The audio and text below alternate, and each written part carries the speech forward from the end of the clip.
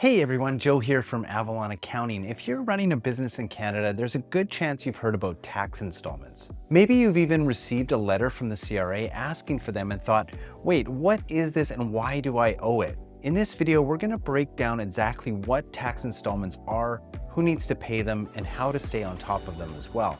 We'll walk through corporate tax installments, personal tax installments, and GST or HST installments as well. We'll cover what happens if you miss a payment or don't pay enough throughout the year. So let's get into it. Let's start with corporate tax installments first. Whether or not your corporation needs to make tax installment payments depends on how much you owed in the past. The general rule is this: if your corporation owed more than $3,000 in total income tax in either of the last 2 years, or if it's expected to owe that much this year, then the CRA wants you to start making installment payments. Now, let's walk through a couple of simple examples to make that clearer. First, let's look at Installment Maker Inc.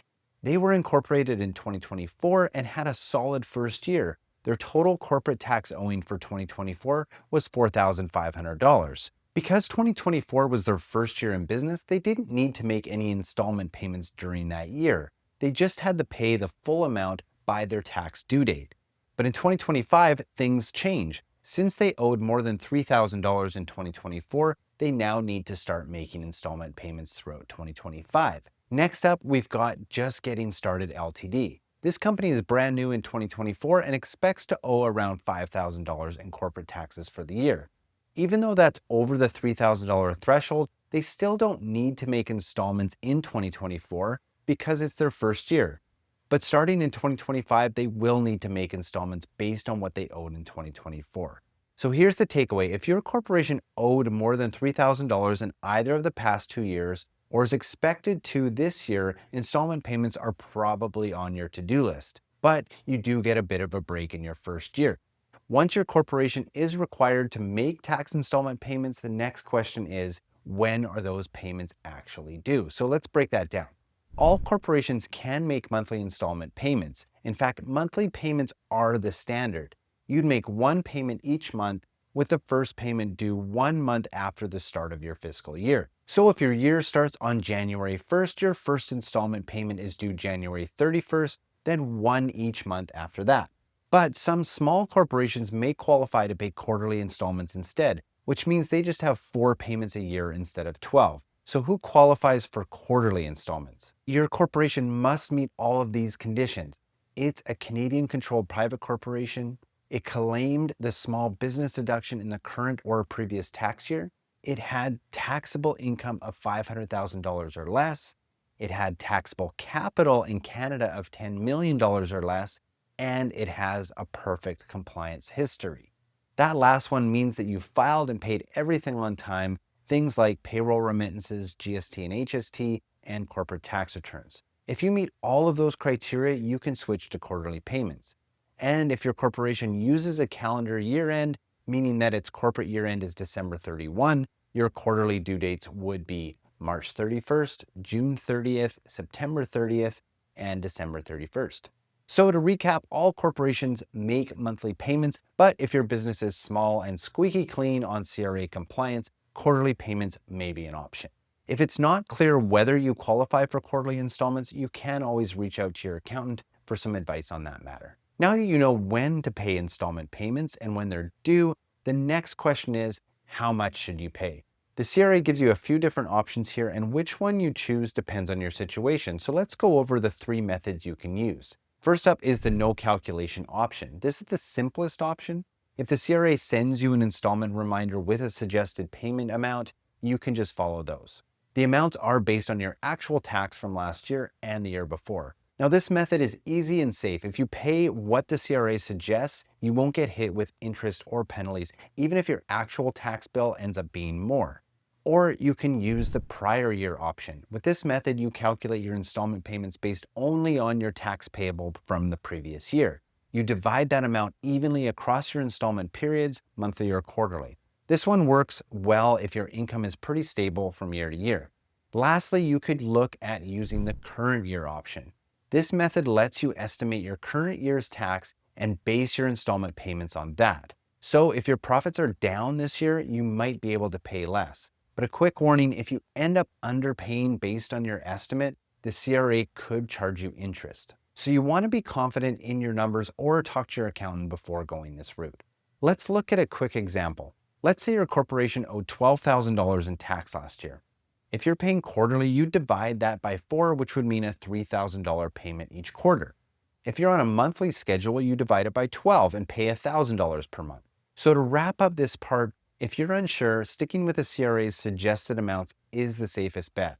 But if your business income has changed and you want to adjust your payments, your accountant can help you run those numbers.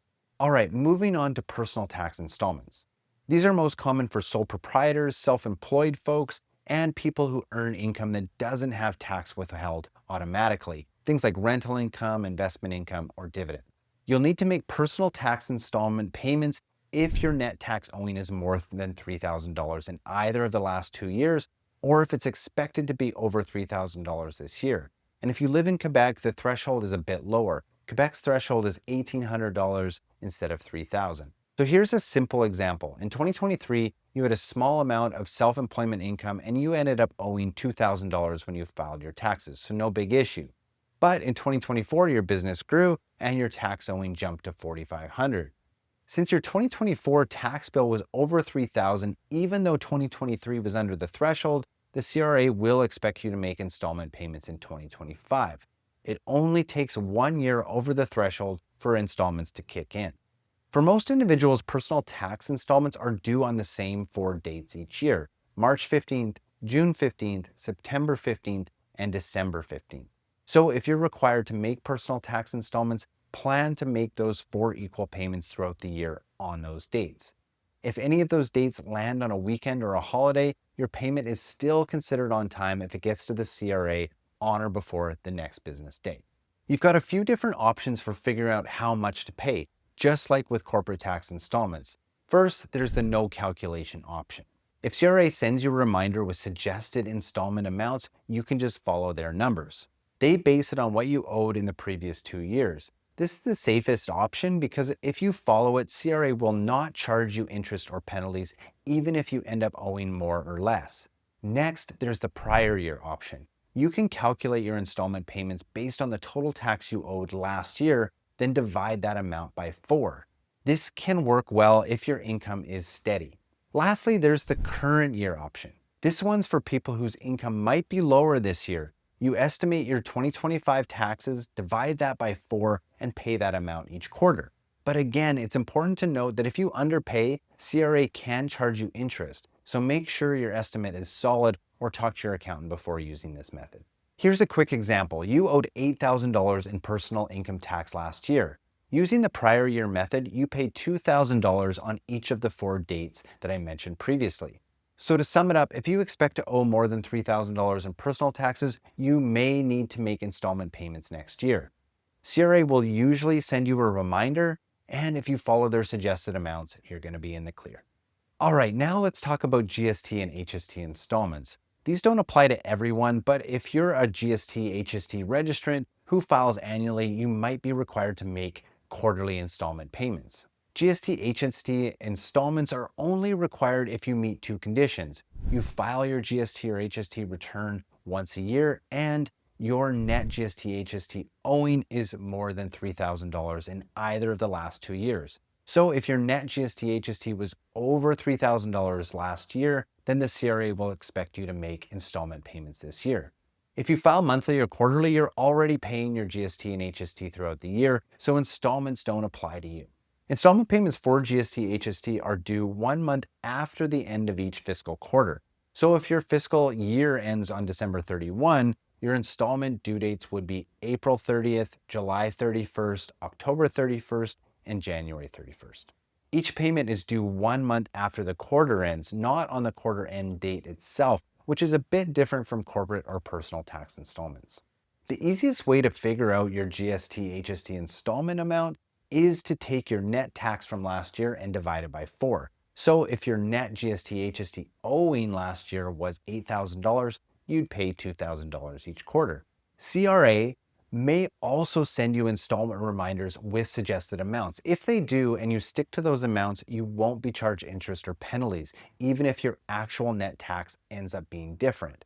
And just like with other installments, you can estimate your current year's GST, HST if what you expect to owe is lower, but you'll want to be confident in your numbers to avoid any surprise interest charges. Next up, let's look at how to pay installments. Thankfully, the CRA gives you a few convenient options, and they're fairly similar across different types of tax. For corporate installments, you've got a few ways to pay.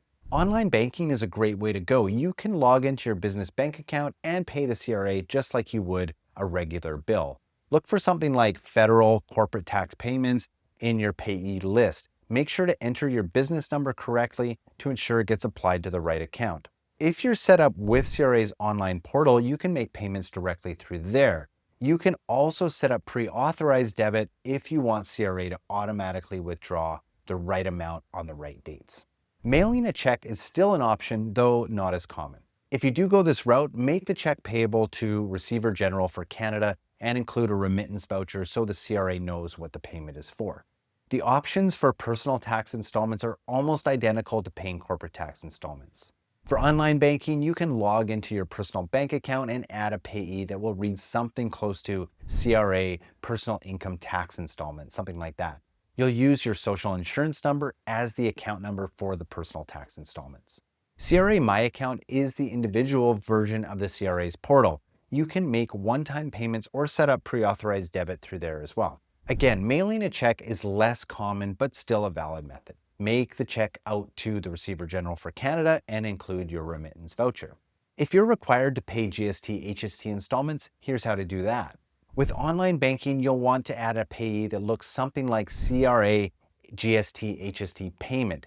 Then you'll use your GST and HST number to appropriately identify the business that the installments relate to.